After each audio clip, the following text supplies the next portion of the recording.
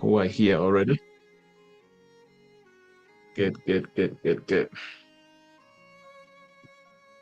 Let's have another intellectual time, intellectual fellowship in the presence of God.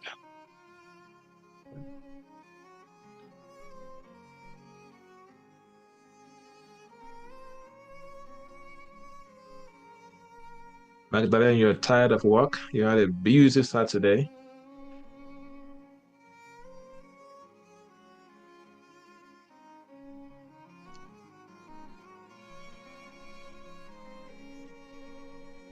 Awesome.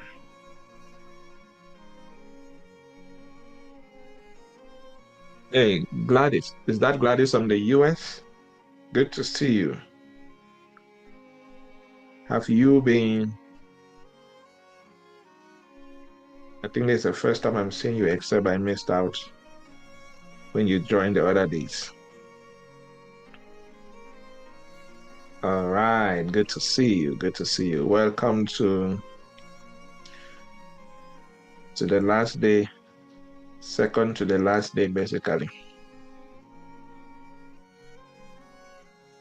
All right.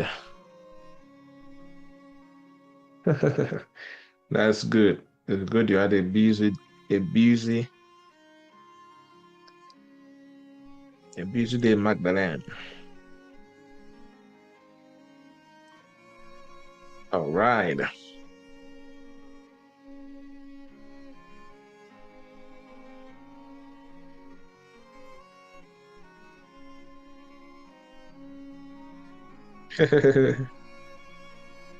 Mr. Felix says, my mind is at war. That's a good sign. That's a good sign. That's a good sign.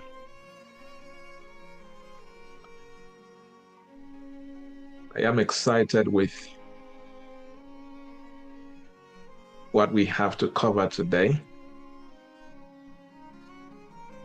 And I believe that it will add something incredible to what you are building already and to what we have been doing.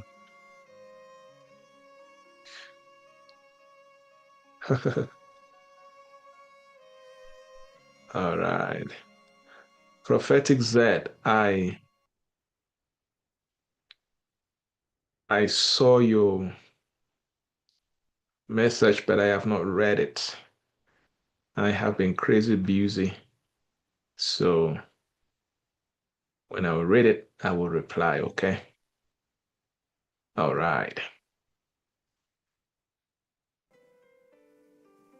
Beautiful.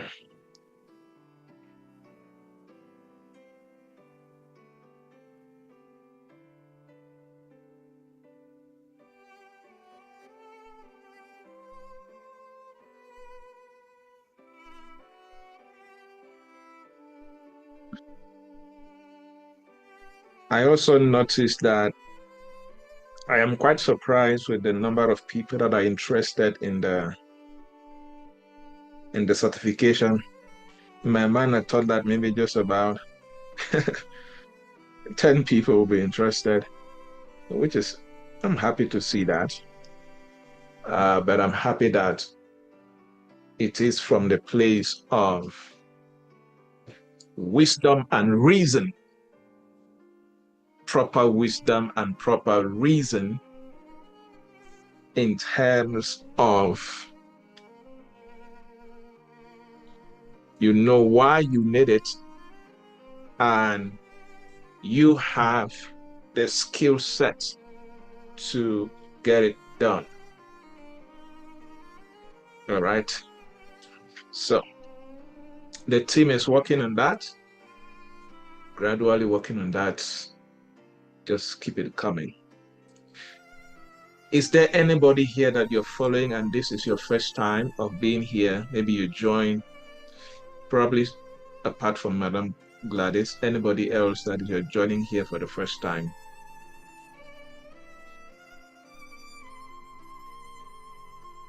Let me know. All right. Awesome. We have had an incredible time in the presence, when I say in the presence of God, in this end of year retreat, the strategic part of the retreat.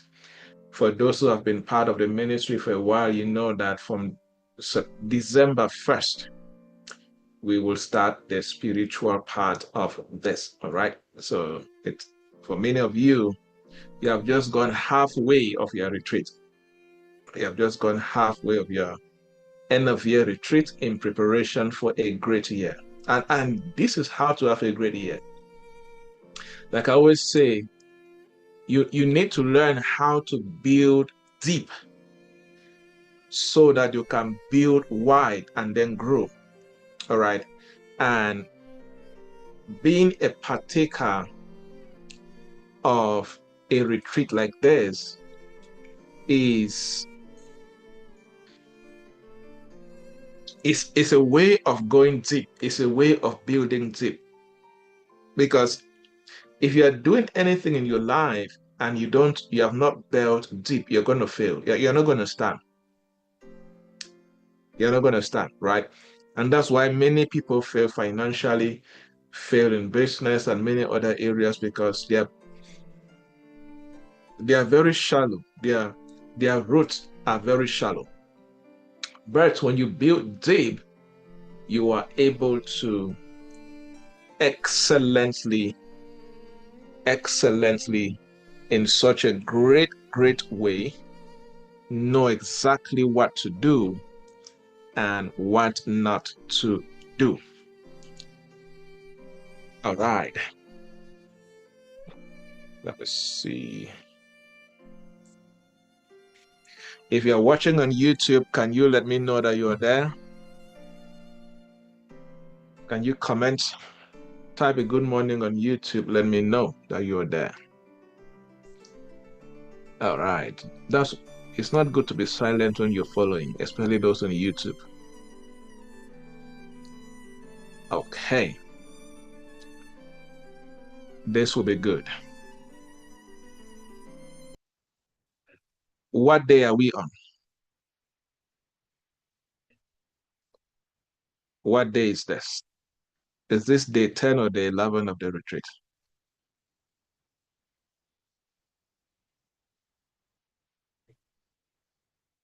For those who have been following every day till now, are we in day 10 or day 11?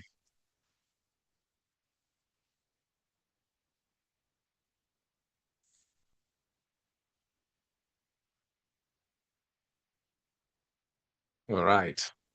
Somebody says day 10. We are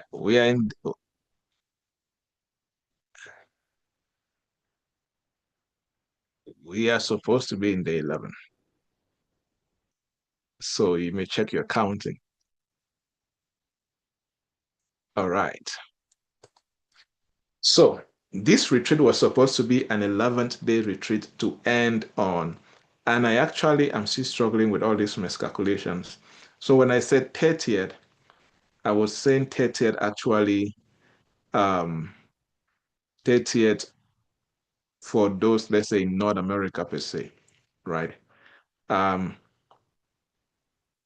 but this is the second to the last day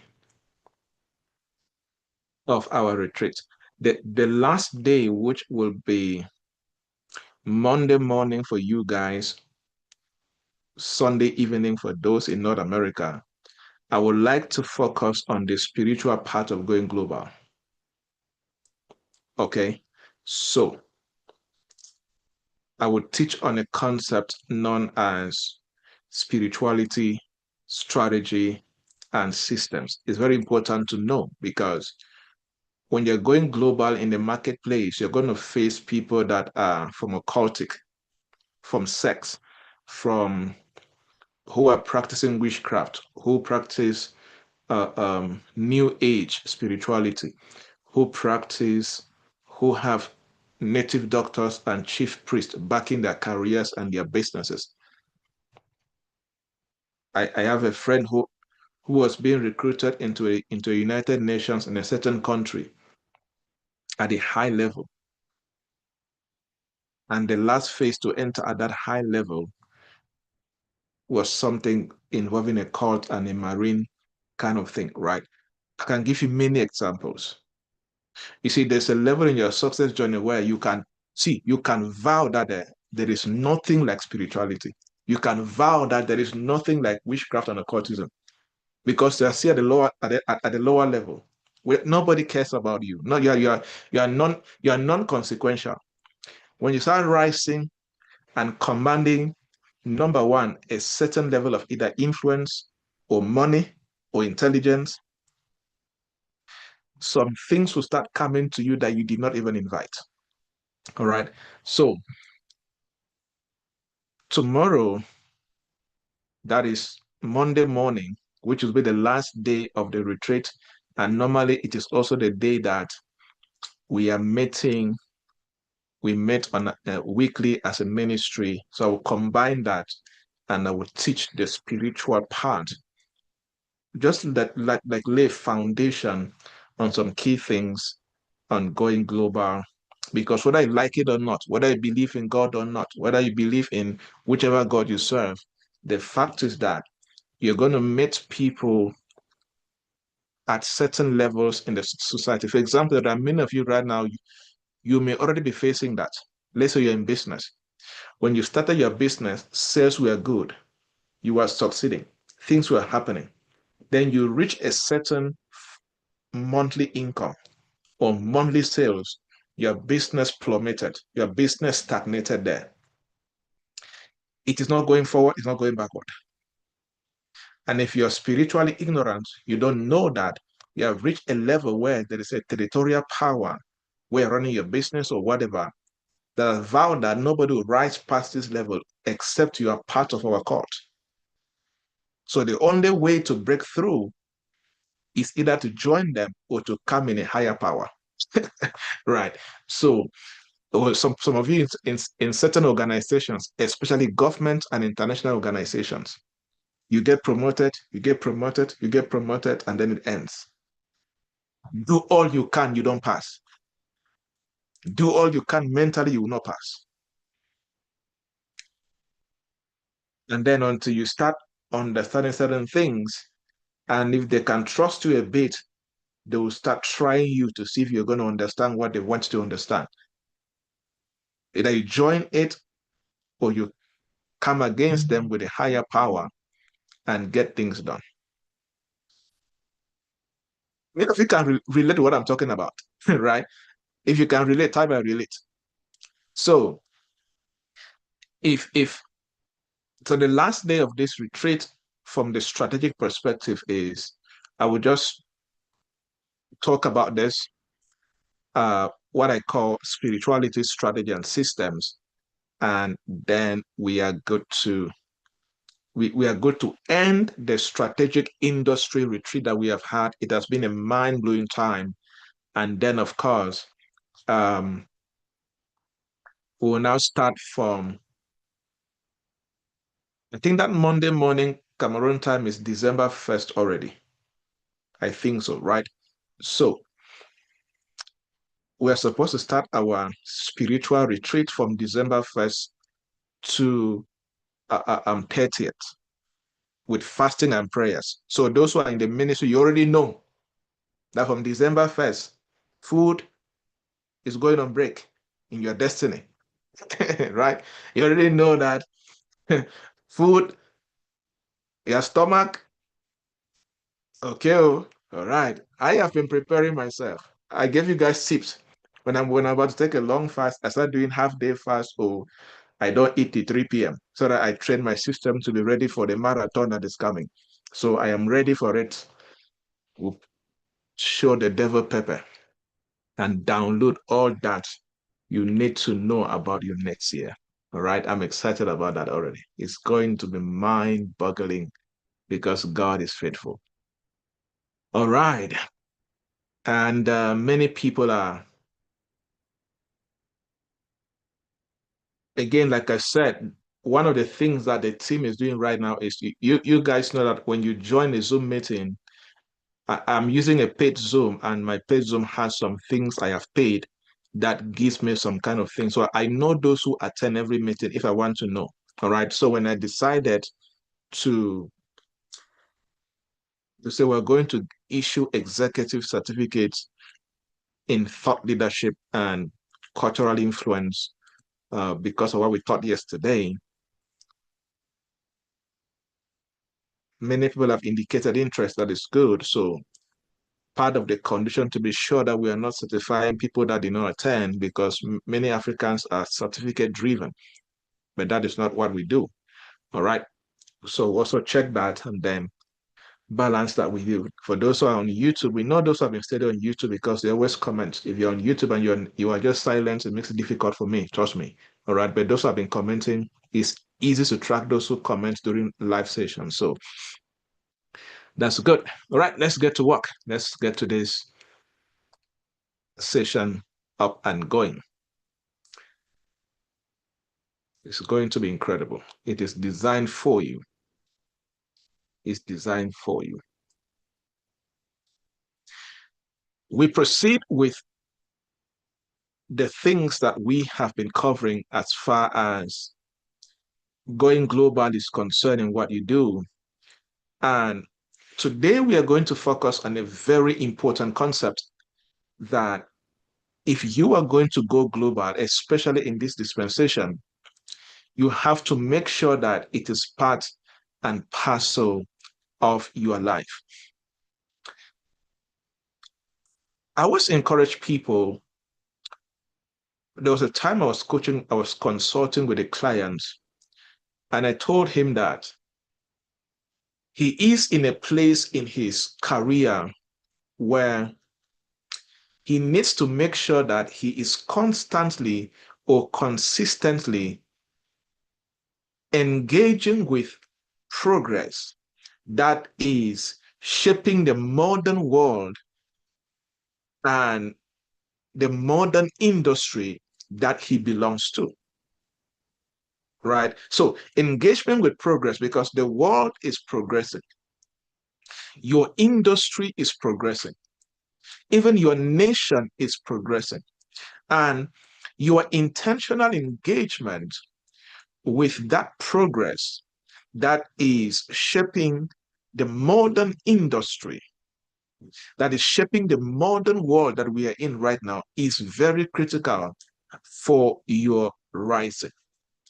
And we are in a dispensation, we are in a world where the world and every industry and and major nations are driven by innovation and technological tools or digital tools. So your ability as a professional who does not want to be local or just national, your ability to stay current with your industry, technology, and digital tools is one of the most important things that can preserve your relevance, both locally, industry-wise, and of course, at the global stage. So today we're going to talk about how to be globally relevant and how to go global through your understanding of industry, technological, and digital tools as far as the work that you do is concerned. So follow me carefully.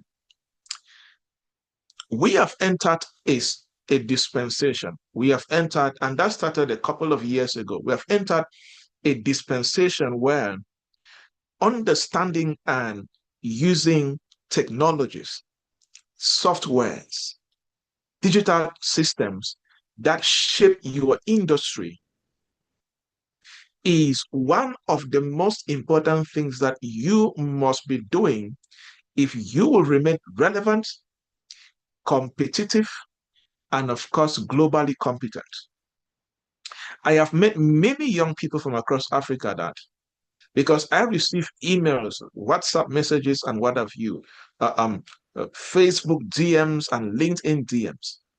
And I have met many people from across Africa who they desire global platforms, global access, global opportunities, but many of them are not globally competent. And one of the major core things about going global is you must be globally competent. And one of the major things about being globally competent is for you to have a good understanding and usage of key technologies, softwares, and digital tools or systems that are critical to your industry. It's very important.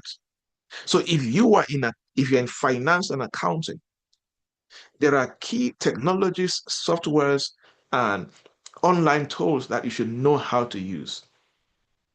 Let me add AI tools involved. If you are in healthcare, if you are in education, if you are in technology as a whole, these are things that you must know. So this teaching series on how to go global will not be complete if I don't teach properly on this important concept of having proper understanding and staying current with your industry, technological tools, systems, softwares, AI tools, and whatever. Not general ones, but the ones that govern, the one that governs your industry or the work that you do. You see, there are tools that I know how to use because they're important for my industry and the work I do. I don't know how to use any healthcare software. It's not my business. I can at best I can prepare the mindset and share some strategies on how somebody in healthcare can prepare themselves in that light, but I cannot use it, basically. You get the perspective. So today's session, we're going to focus on the critical importance of you as a professional who wants to go global to make sure that you don't only end with the desire of going global, but you are working on your global competence. And a big part of that global competence in this dispensation, which was not very, renowned 50 years ago, is you need to sit down as a professional, whether you're following this from Bamenda, from Accra, Ghana, from Kumasi, or from Lagos, or from Johannesburg, wherever you are. As far as going global is your agenda, is part of your career vision and business plan, one thing that you cannot joke with is your ability of understanding and using certain technologies, softwares, online tools that shape your industry and the very work that you do. And let me tell you something, this is a big challenge for many African professionals. I have been on several interview panels, and this is a big challenge. There are many of you right now that, as you're listening to me, you can pass every interview to get a job in New York that will enable you to travel the world. And the last part of that interview is they give you top 2 relevant softwares that every top expert in your industry use and challenge you to use it for 15 minutes. You're going to fail the test. Yeah, and you're going to lose that interview. If I'm talking to you, type "it is true for me." Don't be shy. Don't be shy. Many of you know that that's the challenge where you are. For many of you, when it comes to this online stuff, the best you know how to use. For many of you right now, the most advanced app that you have tried to use is Zoom. There are many people that have used Zoom for the first time because they joined my WhatsApp group. Many of you, I know many of you here, you started using Zoom for the first time because you joined my WhatsApp group. All right. So, but you see, that's a challenge. And it is non-negotiable. We have entered a dispensation where digital literacy is now a survival skill and a thriving skill. In advanced global environments, in advanced global platforms, technology and your ability to use certain online tools is not viewed as extra knowledge. And this is the problem with many of you, with many young Africans, with many professionals.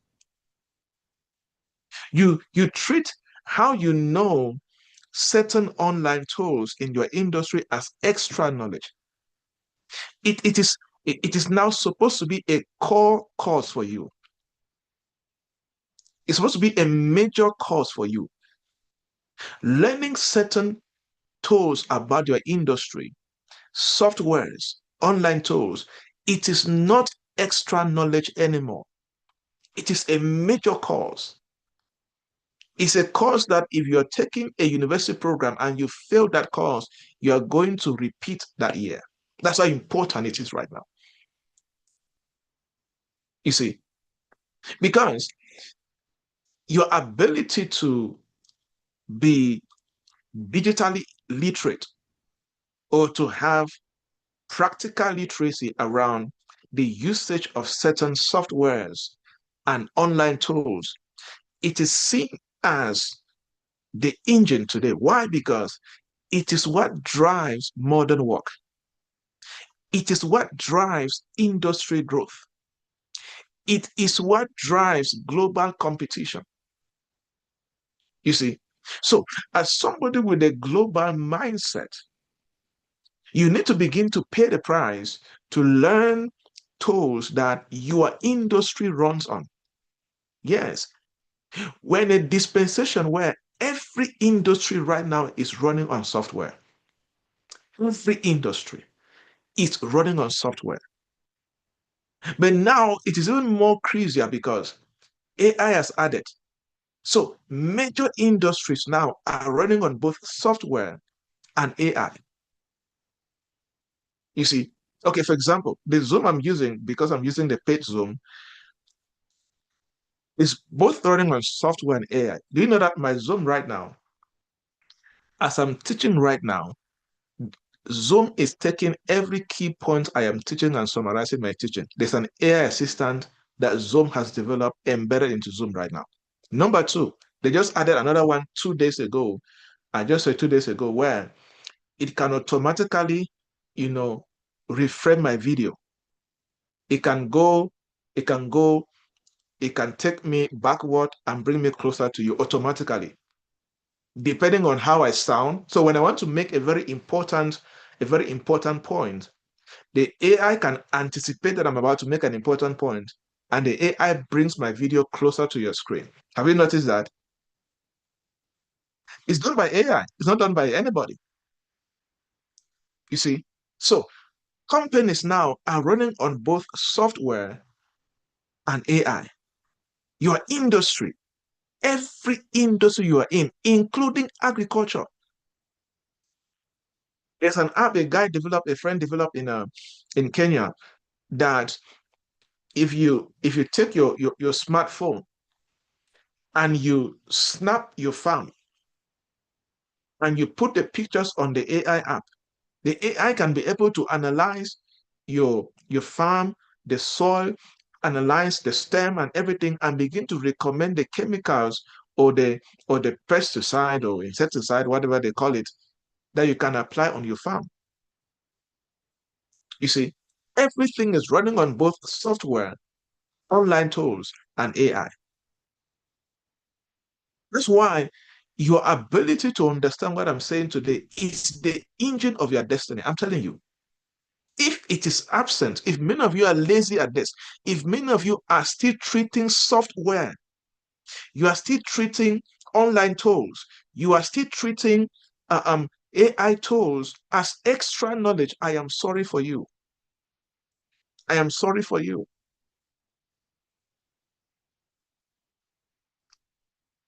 It has become a major cause.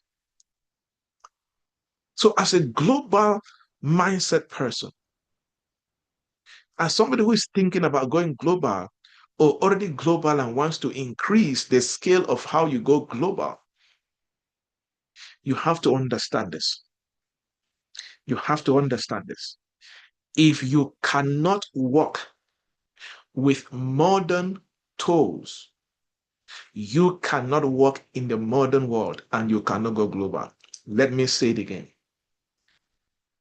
If they present to you the 5 top softwares, online tools, AI tools in your industry, and you cannot work with it, you cannot work in a modern economy and you are disqualifying yourself from going global.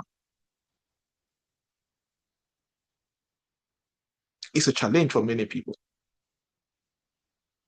So when you begin to study and observe patterns, you will see that every field, from business to healthcare to engineering to consulting to agriculture to fashion, relies on tools that increase speed, increases accuracy, increases communication, analysis, creativity. They depend on that. Okay, um, I think about 4 days ago, I was watching and reading a document of how a Harvard engineering student just uh, um, created an AI robot that can braid your hair. Like to braid ladies' hair in 5 minutes. Very efficient. Very efficient. There is already, I think, is it in Japan right now, where there's a barbing salon, a mobile barbing salon that they have put on certain corners of the street, where as a guy, you can take a picture of your hairstyle and you send to that AI, then you put your head inside, it shaves your hair exactly the style that you want. Can you see? To us, to based on where we are right now. So you are disqualifying yourself as a professional if you are not paying the price to begin to understand, hey, every industry, every business, every sector right now, they want to achieve speed, accuracy, effective communication, excellent analysis without mistakes. They want to increase creativity. And therefore, for that to happen, there's heavy dependence on softwares, technologies, online tools, AI tools, and what have you. So in elite cycles, in global rooms, in certain organizations, ignorance of industry technology and tools is viewed as professional negligence and unseriousness. So you're about to do a job interview. They automatically assume that you can use certain softwares. And then towards the end of the software, they ask you a basic question. Give us 3 top industry softwares that you can use. And in the mind of the interviewer, they already know that the softwares and the AI tool that they use in their company is among the top 3. And if you can even list top 3, or if you list the tools that you can use, and theirs is not there, which is among the top 3, They will quietly, they will not even tell you. At best, they'll tell you, we'll send you an email and you will never see it again. You have lost the job. Because to them, that is professional negligence. Many of you have experienced this before. If you've ever experienced a situation where you were asked a question around online tools, technology, softwares, and all of that, and maybe you blundered or you failed and you did not get the job, type me in the chat box or in the comment section. Many of you have experienced this. You see that? So, because from the recruiter's perspective, to them, it's that that is professional negligence on your part. We cannot trust you. You are not a learner. You see, and that even includes scholarships. This includes certain opportunities. So you need to come to a place where, as a professional, as an entrepreneur, you need to begin to spend time to identify the top technologies, online tools, softwares, AI tools that top professionals and experts and organizations in your industry use, and begin to get yourself acquainted to that. You see, begin to study. What are the top 5 softwares that experts in my industry use? What do these softwares do? What do they achieve? You see, you need to work on that. Now, quickly, I like to talk about the internal systems or the lifestyle that you should create around you to be able to apply something in your life. All right. So let me suggest to you the internal systems that you should establish around your life as a result of this topic, so that within a few months, you can start seeing yourself increasing in proficiency as far as certain tools are concerned in your industry. Because being technologically competent as an industry professional who can go global requires a certain lifestyle, especially for many of you that on a scale of 1 to 10, you are either at 1 or at -1 when it comes to certain abilities to use technology, online tools, AI tools in your industry. But let's do this. On a scale of 1 to 10, rate yourself when it comes to your ability to use relevant tools in your industry on a scale of 1 to 10. All right. Wow. Good to see an 8 on 10. Interesting. That's so good of you. That's so good of you. Okay. I hope that you're not counting any social media platform. Social media platform is out of this list. It's not there at all. All right. Good.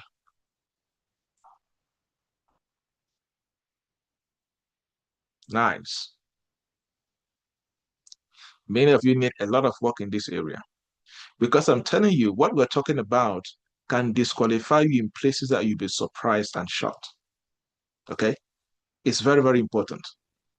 Very, very important. All right. So if you're going to be technologically competent within the next couple of months and increase your proficiency consistently, I want to recommend you to create this environment around you. Number one, what are the systems or the elements that should make up this environment? Number one, continuous learning mindset. You have to put on a continuous learning mindset. Come to a point in your journey right now where you understand and you accept that technology evolves quickly and that you must keep upgrading and not settle. For example, how many of you receive notifications to upgrade your Android system or iOS system for those who use Apple phones? How many times, let's say in 3 months or in 6 months? A couple of times, right? Or how many times Does WhatsApp says you must, yeah, WhatsApp is outdated. You get the perspective. I'm trying to use basic things that we use every day so you see what I'm talking about. So that continuous learning mindset is important in this age where you have to accept and know that, hey, technology in my industry evolves quickly. It is changing so fast. So I must keep on upgrading and learning and not settling to old ideas. For many of you here, your problem is that many of you have what they call the fear of technology. You are afraid of trying new softwares. Type I relate. Many of you are here, especially ladies. Many ladies have this issue. Many ladies have the fear of technology.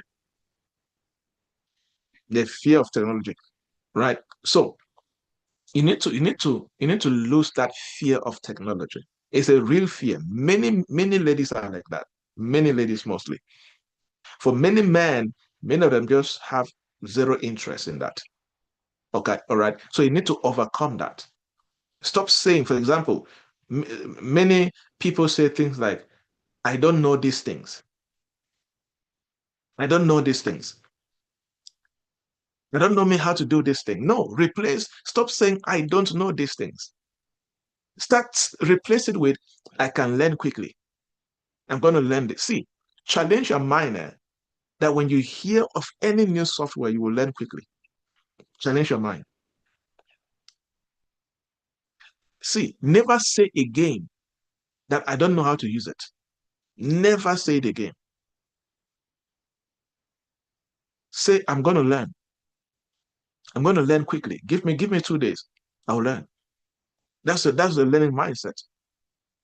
There are many of you here that a friend has invited you to something and you did not join because maybe because you were supposed to go through a certain software online platform, and the flimsy, lazy excuse that you gave was that I don't know how to use that platform.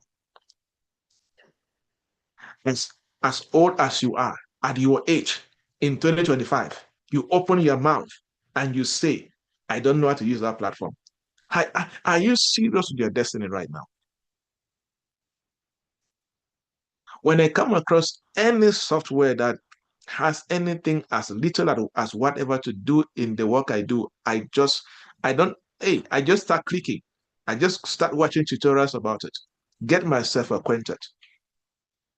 You see, and many of you need to let go of that mindset that technology is only for tech people. Many of you have that mindset. You feel as if certain softwares, certain platforms are only for tech people. Hey, repent. Oh.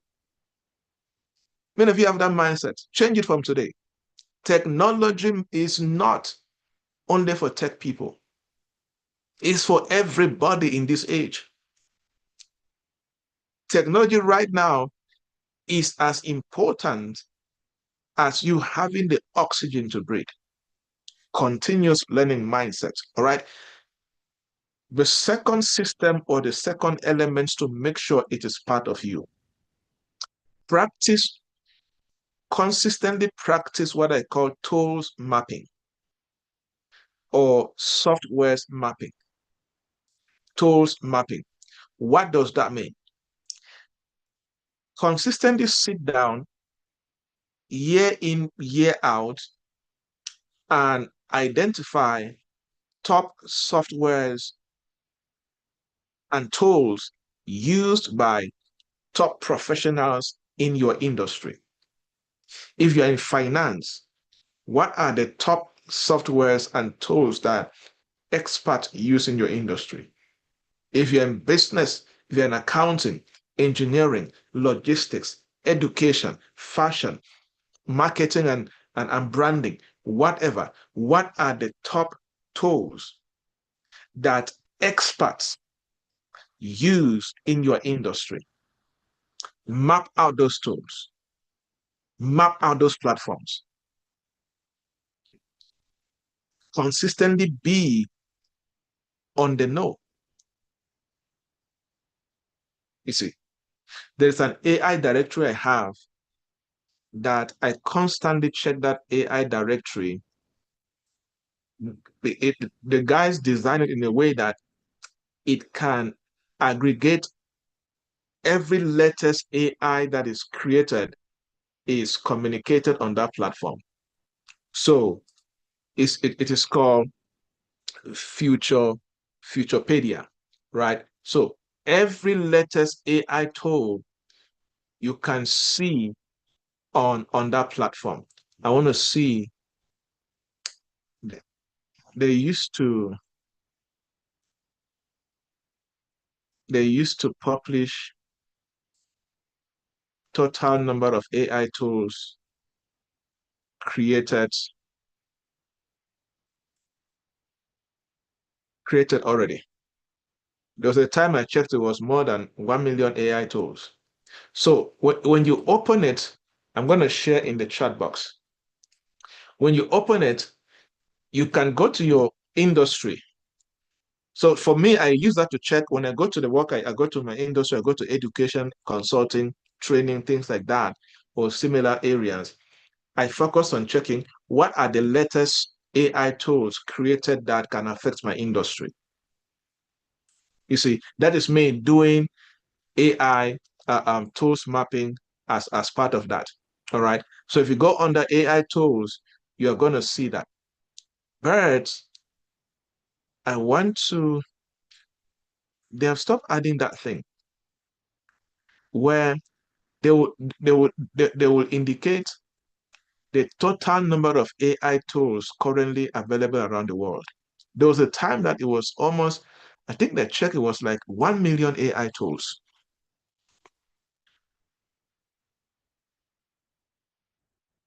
Let me see, there's another platform that can give me that. There was a time I checked that. I think that they were unable to count again because it was fast. It was fast, right?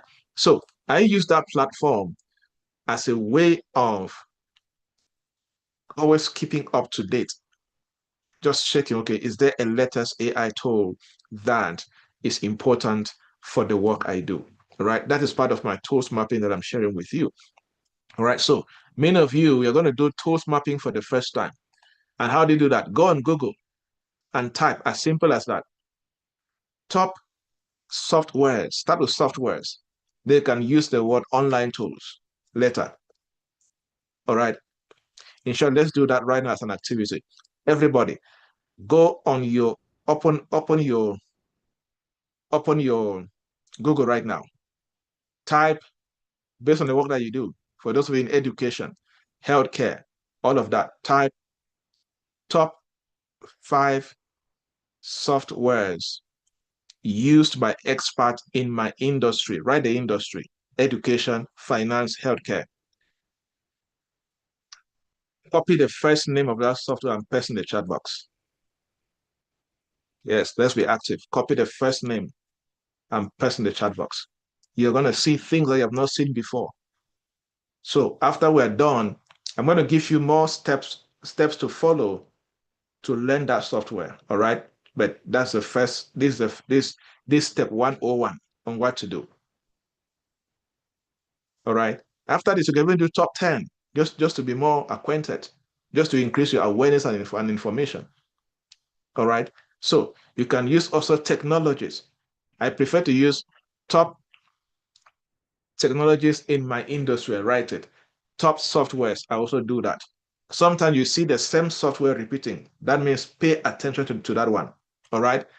Top online tools. I do that also. All right. So many of you, I'm sure many of you have seen uh, uh, um, names of softwares you're seeing for the first time. Right? Yeah. We're here to learn. That's why it's a retreat. That's why it's an academy. All right. We're here to learn. Awesome. Look at that. Look at that. If you're seeing some things for the first time, type first time in the chat box. See, that's why we're here on a retreat. That's why you're taking this academy program, so that you get acquainted to things like that. Now, keep those things. Keep those things because I'm going to build up the activity from here on. Things that you can take and go practice, you know, back at home as we carry out this particular course. All right. So I said the second system or element around you is practice tools mapping. And and step 101 of tools mapping is do what? Go on Google and type what I just indicated, and you'll see. And many of you are posting right now top software tools that you have seen on your platform. All right, on Google. See what is the third thing to add, the third element to add around your life if you're going to be proficient in learning these softwares for yourself.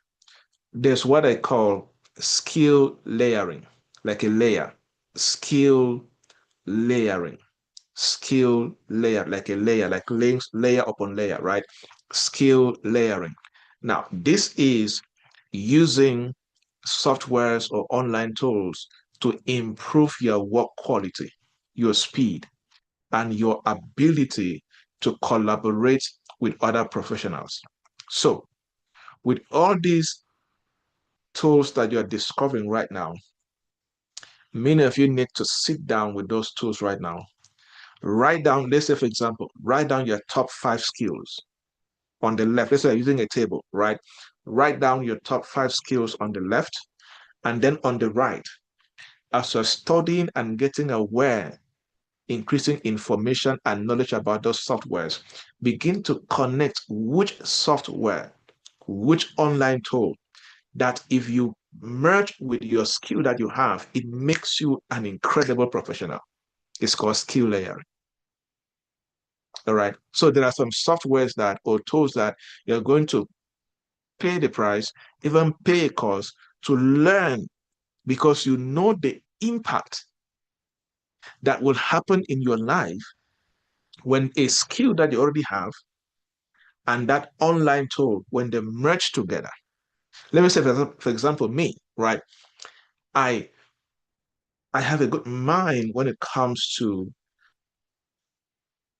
if you give me a topic to train, the topic, and just tell me about the audience because of because teaching for me and training is a gift and many things I've done it for years. Sometimes I teach every day for 60 days, right? So I've done it so much that my mind can easily calculate how I'm going to run the training, and I can literally see like a television in my mind running. Now there are different tools that I have aligned with the things I know how to do that makes me a great expert in the work I do. So learn how to practice skill layer. All right. Know your top 5 skills.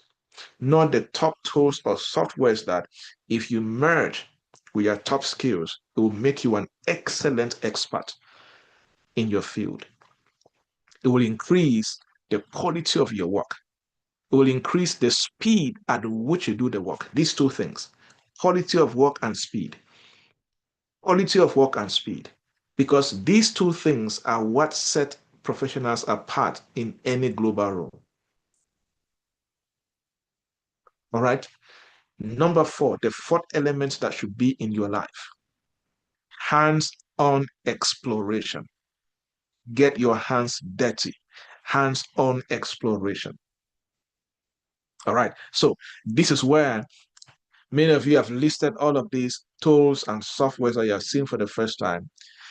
When you have done skill layering, as you're reading about these softwares, you're connecting them to your skill set so you can improve the quality of work and the speed of work that you do.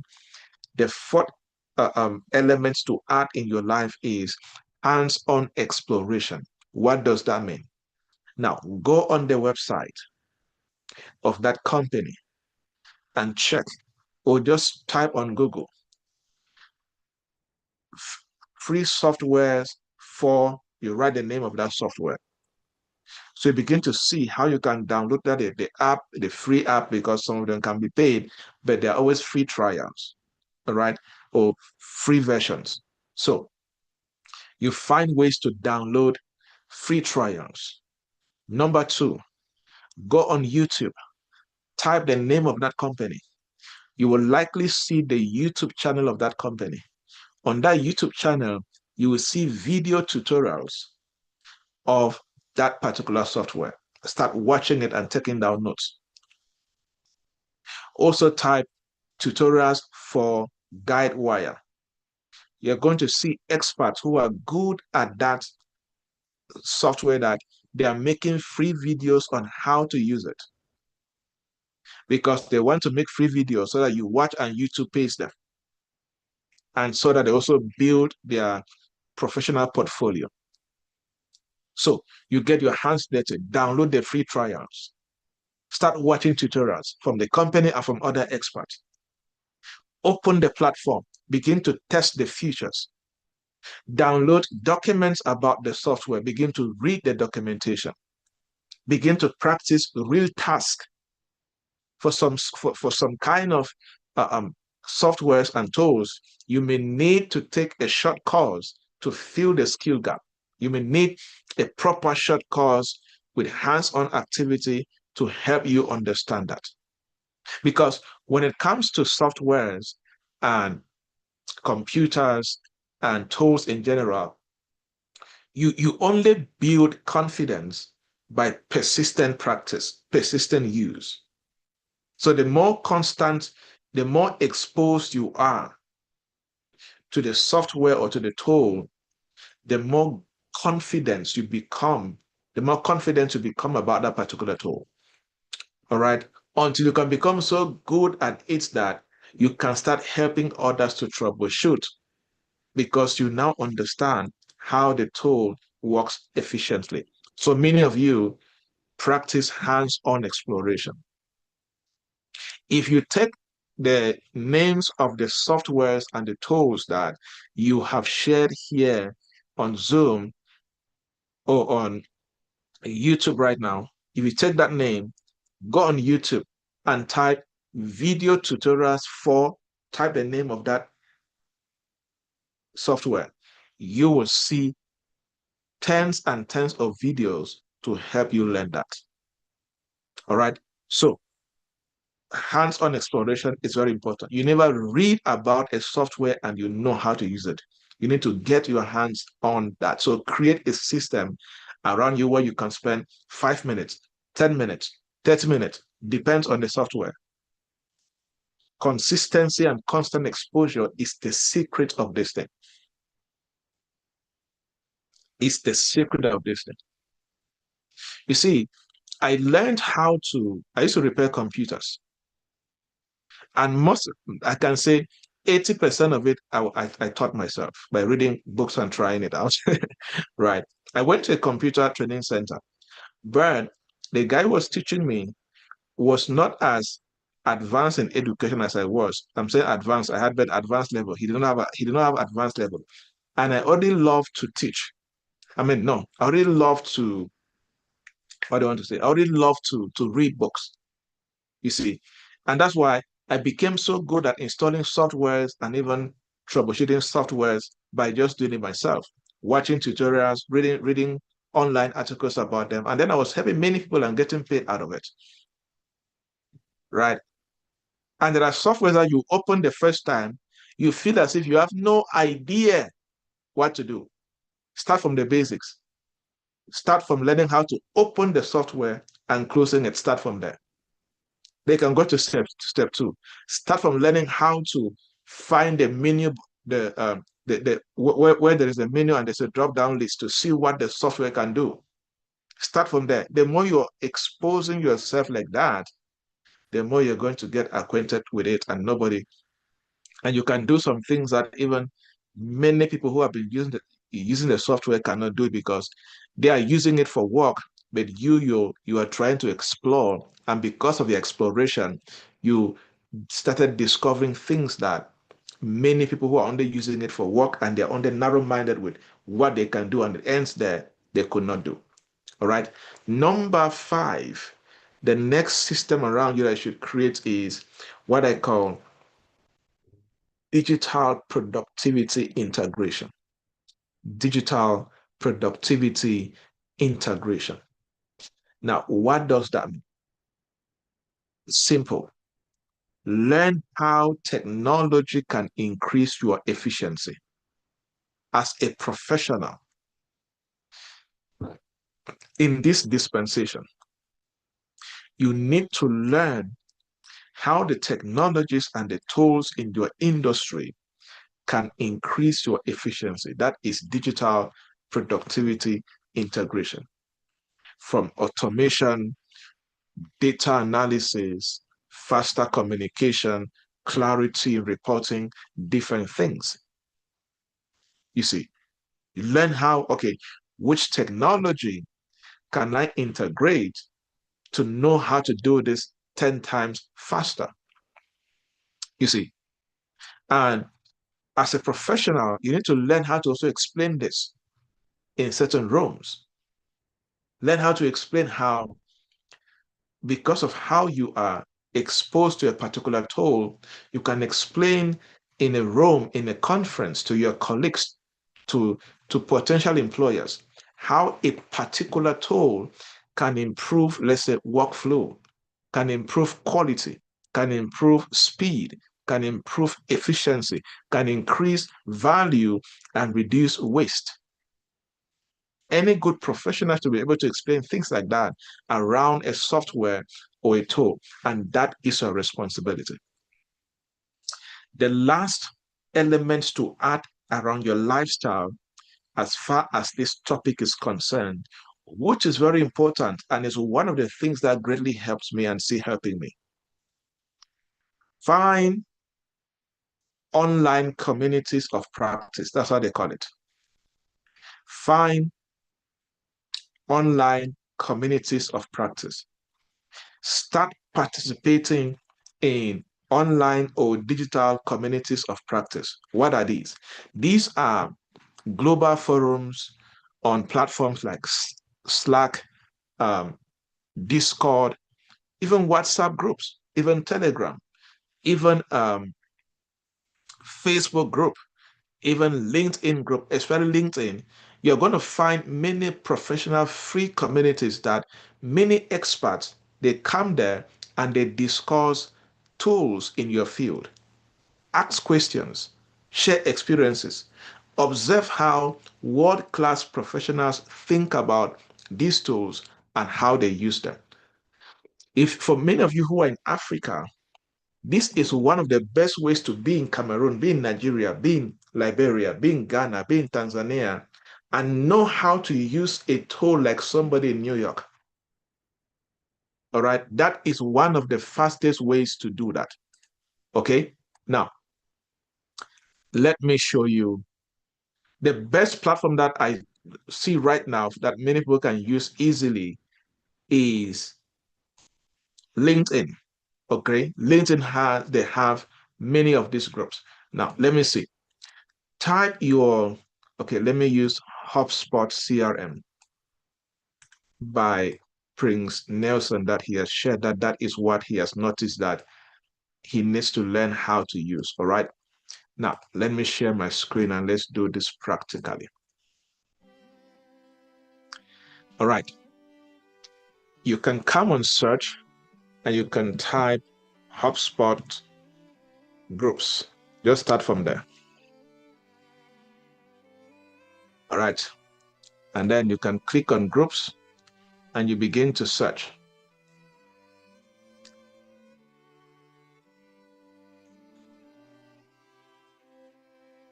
It may not come out the way you expected. You search that way. You can just type HubSpot and then you come under groups. Okay. You see this. You see it has come out, right? So HubSpot admin, marketing automation, artificial intelligence group, hiring for HubSpot, HubSpot that, HubSpot user group Boston, HubSpot London user group. You see, then you can click and you join.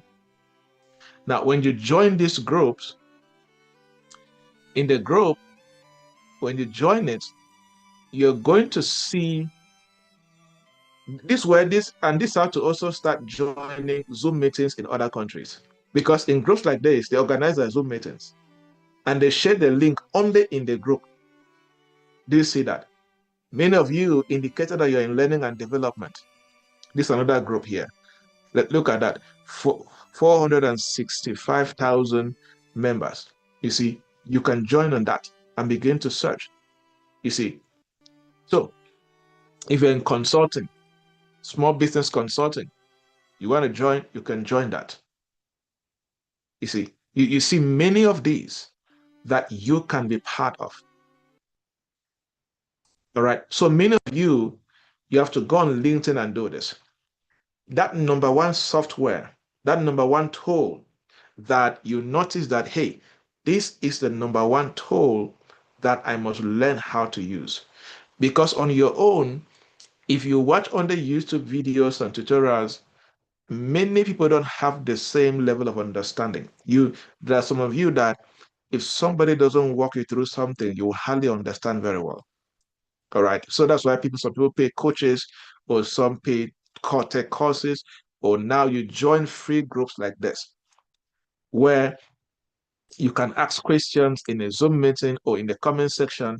And many of these guys are very friendly. Somebody will just say, oh, I'll be happy to join you on Zoom to show you how to do this. Yes, it has happened to me many times.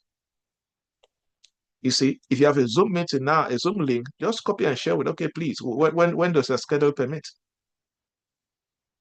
So many of you go on LinkedIn after this and join what we call in the professional world communities of practice. These are communities where they will challenge you. You will learn how to practice. Many of you, this is the one shift that will make you a better professional and even open a door for you. And here's the good news. In those groups, you are going to meet amazing people that if you are so good at what you do, they will be the ones looking for opportunities for you. Yes, because they are part of companies, they are part of organizations that are constantly looking for for more experts and guys that are very talented at what they do. So create this system around you. Do you not see why sometimes somebody can say, I study at least 4 hours every day or 3 hours every day? Since we started this retreat or this program in this academy so far, how many things do you need to learn? Right? Do you now see why you can now automatically start seeing that you can effortlessly spend 2-3 hours of just studying? All right. So because there's so much that you need to learn, so much. Please pay the price and study these things. Because online tools fluency or technological tools fluency increases your global relevance. Talking alone is good, but if you talk and you cannot do certain things with certain platforms, you cannot be trusted. Because we're in an age, we're in a dispensation where companies trust you because you can work with modern systems. As simple as that. If you have all the certificates and you cannot work with certain modern systems, they cannot trust you despite your certificates. You see, you can only collaborate with international teams without slowing them down because you know how to use certain tools. Many of you here, you can, you, another thing that I've noticed. If you're constantly applying for global jobs and on your CV, if you have not listed that you know how to use top 5 softwares, and tools in that industry, you hardly get the global jobs. Do you see that? So many of you that are applying for global jobs, you need to go and update your CV. A part in your CV should contain list of top 3 or 4 industry softwares and tools that you can use, because every recruiter will look for that. They will look for that. You see, there are many people that are desiring global opportunities, but they struggle to get it, because most of these will require a certain level of technological competence as far as the usage of softwares and online tools are concerned. So begin to work on that. There is something on the rise now known as remote companies or remote organizations. There is a strong rise of remote organizations. There are many companies right now that they have no physical office. The only thing that is physical that is attached to them is a mailing address that is legal, that you can send mails there, send a letter there, or send a package there, and all of that. Every other thing is online. There's a strong rise of remote organizations. So more companies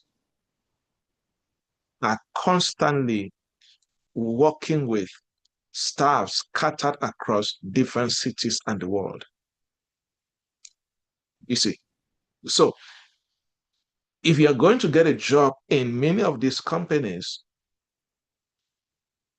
your competence and technological maturity or digital maturity is very, very important for you. You see that? So you have to work on that. There is now something that hiring managers or interviewers have added right now to their interview, known as digital first hiring and assessment. Digital first hiring and assessment. I am actually gunning for pursuing a particular job in the work I do. And after the phone interview they did with me, the next interview that they did was they were assessing my ability to use the computer as a whole and to use 2 certain platforms. So they sent me a Zoom link, and of course I had to know how to use Zoom. That's where they started from. So the first question was, that was the interview, just asking me to do things on my screen while they see from their end. It was an online interview. So they said, Mr. Javnyuy, can you share your entire screen? Don't share a window. And they did not explain. So they expect me to just know that I know what it means to share my entire screen and not share my window. Do you get a difference? Right? That was the first question. And as I was doing those things, I saw somebody writing, somebody ticking. I shared my entire screen. Next question. They told me, go to www.dat.com. I did that. Next question. That is what they call digital first hiring and assessment. Most of the times, the first one is a phone interview just to clear certain basics. Then the second is a hands-on interview to see if, when it comes to using computers and softwares, you are good. They don't expect you to be perfect in their customized softwares, but their customized softwares have certain things that if you know how to use other softwares or you are versed with computers, you will automatically know how to do certain basic things in their softwares. Let me ask you a question. On a scale of 1 to 10, that job you are applying for in New York, in Washington, in Tokyo, in Berlin, in London, if the interview is a digital first hiring and assessment interview, and they're going to use a prominent popular software in your industry on a scale of 1 to 10, and they're going to do, you're going to do that through Zoom, will you pass the test? On a scale of 1 to 10, right in the chat box, will you pass the test? Many of you are going to face what I'm talking about next week, next month, next year. You're going to face a digital first hiring and assessment interview. You're going to face it. So be ready for it. Be ready for it. They're going to test your skills. They're going to test your simulations. You see, and we are also in a dispensation where digital portfolios are replacing CVs or resumes. There are some jobs that they will ask you to send them your portfolio. Send them your portfolio. If I'm applying for a job, let's say as a trainer, you think that I just need to send my CV? No. They'll request a portfolio of, okay, send us links of your previous trainings. You see that? You need to work on that. So many of you need to pay the price in this area. It's a critical element of getting global opportunities. That is your responsibility. And you see, I run a training center, and we've run that training center since 2012, where we have trained close to 30,000 young people across 27 African countries. And our focus was employability skills and enterprise development. And I have some experience, data-proven experience and evidence that many young Africans, even Africans as a whole, we have a lot of what I can call blind spots when it comes to being employable, especially in the area of having the right technological skills. For example, many of us have over-dependent or are over-dependent on outdated tools. Many people don't like to try new softwares because we are so used to the old software that you don't want to try a new software. There are many of you that you used to refuse anything that is not on WhatsApp, you are not interested. Many of you here right now, you have refused meetings on Zoom because you were angry that it was on Zoom and you preferred WhatsApp, right? So many people are have this over dependence on outdated tools. We're focusing on using, tools that we have been used to, or local tools. That needs to change. Train your mind to constantly learn. The second thing I spoke about this is I have noticed that many Africans have the fear of advanced systems. The fear of advanced systems. If something looks like it is advanced, or you don't like it, you don't like it at all. You see, you avoid tools that appear complex. Instead of sitting with the tools, breaking them down, and learning that tool, you avoid the tool. You have this fear in you of advanced systems. Number three, the third blind spot is that many Africans have limited exposure to global workflows, limited exposure to how certain tools are used at a global scale.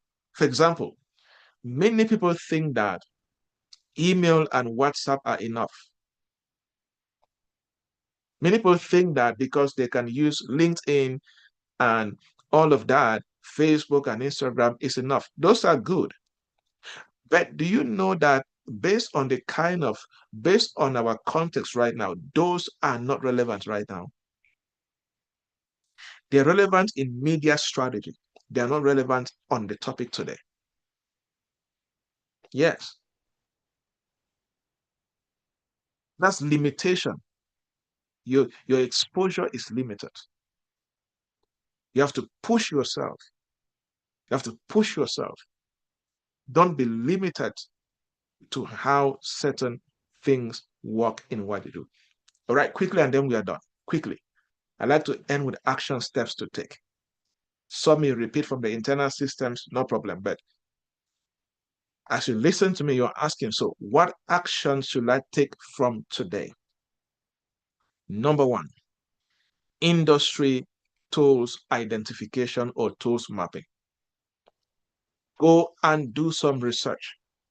List 5 to 20 softwares, apps, tools commonly used by top professionals in the industry. Just document them. Just find them first, document them, know their websites, start from there. Number two, hands-on trial, hands-on exposure. For each of these tools, download a free version or a trial version. Begin to explore the menus, the features, watch 3 to 5 tutorials on YouTube, practice a real task to cement the learning that you're learning while watching the YouTube videos, hands-on trial or exploration. All right. Third action to do, global skill benchmarking. Very important. Please don't compare your ability to use a tool based on where you're coming from. That's terrible. Practice what I like to call global skill benchmarking. All right. For example, go on YouTube, go on Facebook, go on not Facebook, go on Google. Top tools, type top tools used by professionals in my industry globally. Then start from there, begin to compare your skills with that global expectations. When you watch YouTube videos, you see how a Chinese, a Japanese, an Indian guy, an American, a Canadian, the way they use that tool match your skill at that level. Okay? So practice global skill benchmarking. You will see that they are at 10, you are at -0, if there's anything like that. So there's work to be done. All right. Now, number 4, many of you need to do this. Many of you don't need this, but some of you need this. What I call digital literacy foundation. Digital literacy foundation. Many of you need to start from the basics. Many of you, your basics is your basics is non-existent, and that's why you're going to struggle with advanced softwares. Many of you, for example, you don't know how to send emails. If I say 50,000 francs right now, the person who sends the perfect professional standard email gets it. Very few people are going to do that. One of you sent me an email one time and wrote the whole message in the subject. Everything, the whole message that she wanted to tell me, she wrote it in the subject. And she did not know how to attach the file. She sent the file on email, on WhatsApp. Many of you know what I'm talking about. You're guilty of this. That's what I'm talking about, digital literacy foundation. Ensure that you understand the basics. For example, cloud storage.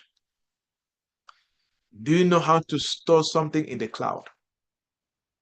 Which cloud platform do you know?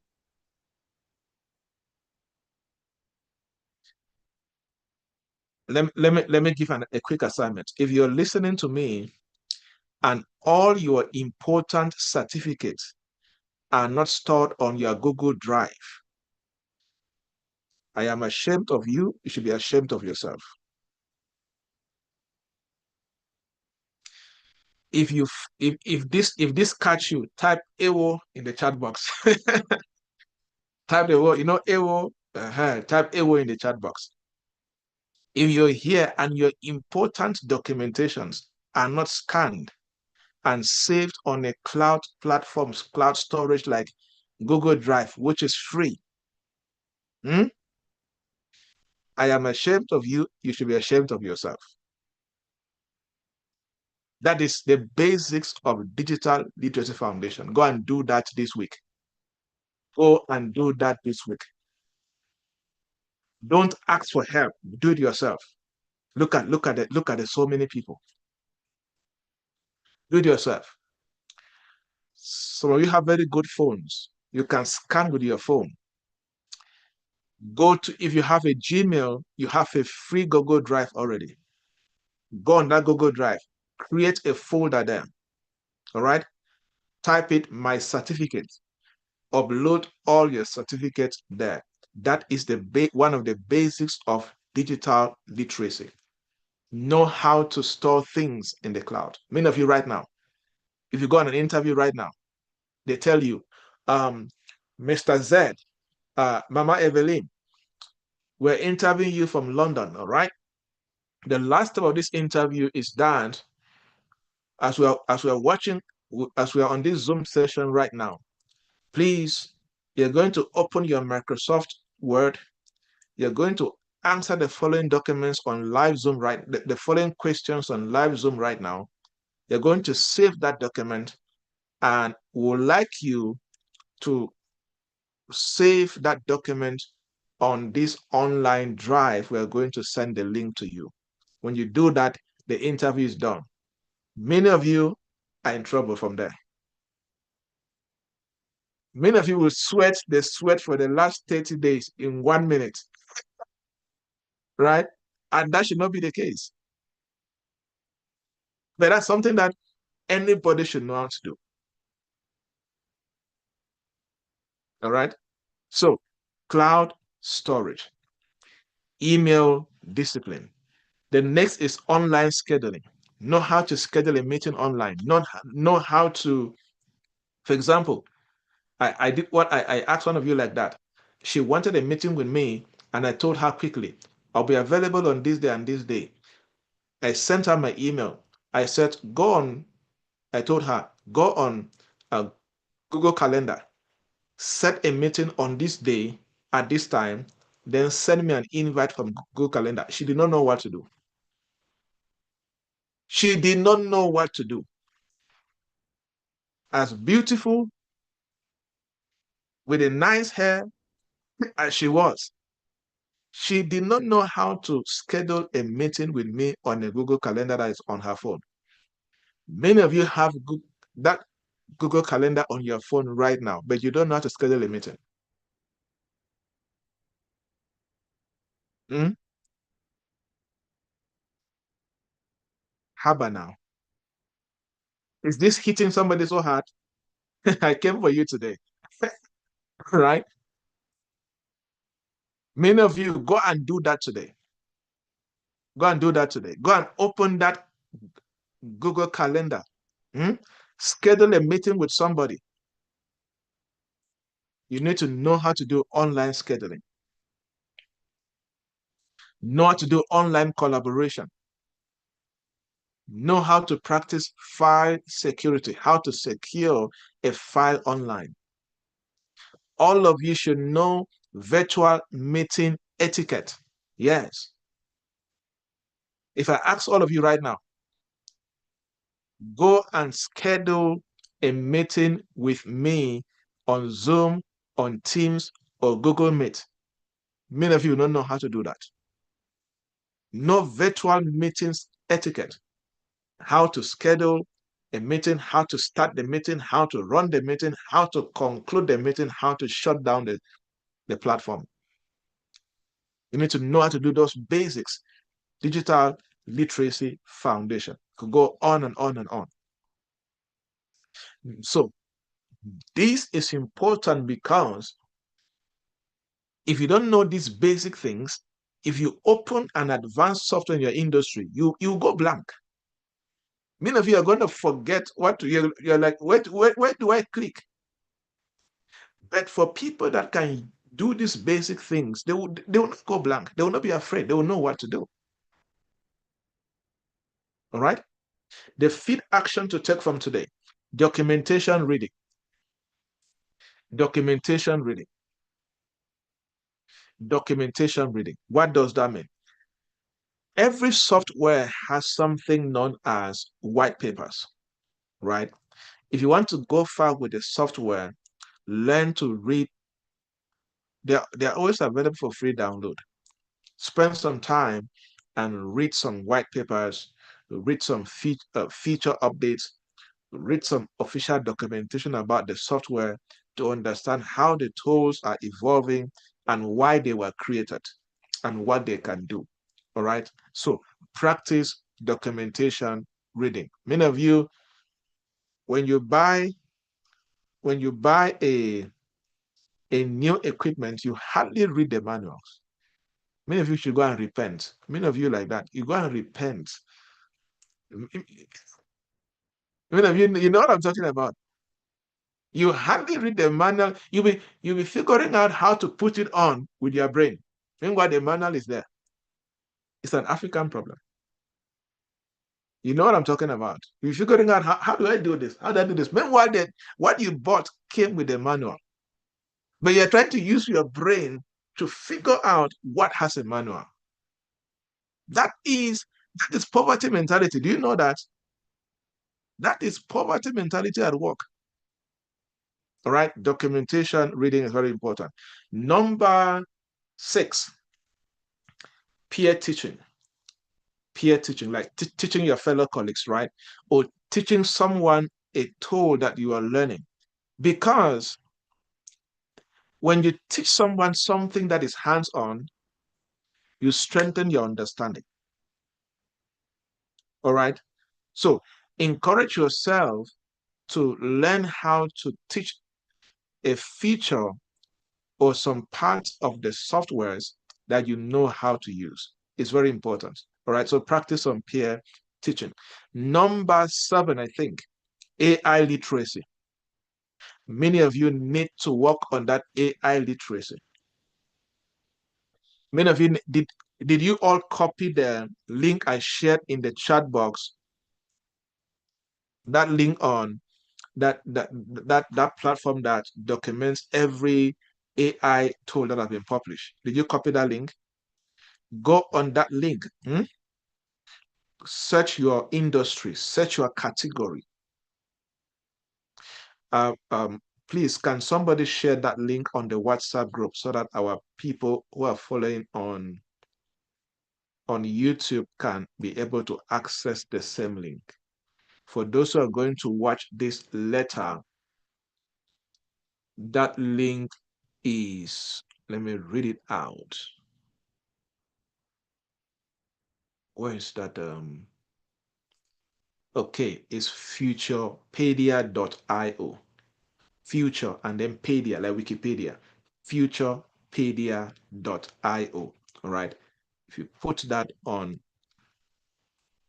the drive, not drive, you put that on your browser, you will have access to that. I like that platform because when you go on it, depending on your industry or the work that you do, the platform can filter the AI tools that are related to the work that you do. All right. So start working on your AI literacy. Okay. Start paying the price to understand certain AI tools. What can AI do? What can AI not do in your industry? Start reading about things like that. I know what AI can do in my industry, and I know what AI cannot do. That's why I'm not afraid of my future as a professional, because what AI can do, I am focusing on learning how to use AI to do it. What AI cannot do, I am focusing on perfecting my proficiency in that area. Go and do that for yourself. All right. For many of you, learn how to use AI for research, AI for analysis, AI for decision support. Learn how to do that. All right. Because without AI literacy, as a professional, other experts will always beat you. You know why? Because an expert who can use AI, they can do in 1 hour what you will do in 10 hours without AI. And we're in a generation where speed and accuracy is very important. And AI brings that to the table in certain tasks and work that you do. All right. Next, is it number 9 or number 8? The next action to take, for many of you, this is very critical because of the work that you do. What we call in the business world data competence. Data competence. People like Victory, people like Edwin, who are data analysts, data engineers. You guys are smiling right now, right? So data competence. But this is not talking about data mining, data, all of that. But data competence in this context is talking about your ability to be data aware as a professional. All right. In the sense that this is talking about your ability to read a dashboard, to understand reports. That's data competence. I am not a data engineer. I don't analyze data that much. I'm very, very basic in that. There are data engineers, data specialists, guys who do that. There are AI softwares that assist in doing that. So, but data competence is your ability that if they present a data report to you, a dashboard to you, you can understand the basic metrics, you can understand the trends, the correlations. You can use data to justify a decision or not to go with that decision. All right, that's data competence. And every industry has data. So train yourself to know how to read data. Train yourself to know how to read data. And of course, lastly, I spoke about this, but I'll say it again. Please join at least one global industry community of practice in your industry. All right. Look for the top softwares that you must be good at. Go on LinkedIn is the best platform for now that is easy for everybody. All right. Discord may not be available for everybody. LinkedIn is best. Type the name of your software. Go under groups. I showed you that. All right. You'll find serious communities where professionals discuss tools, workflows, problems, and you can ask questions. Many of them organize weekly meetings, and they are free meetings on Zoom. And those weekly meetings, they do hands-on tutorials where you can ask questions, participate, ask questions, share insights, share a problem you faced while trying to use the software. Okay? When you do that, it will be of help to you. You will not be able to go global and stay global and be relevant if you are not good at these things that we have documented. And I've given you a strategy that the most laziest man can put to use, and in a few months, you will be proficient in certain softwares that can open doors for you.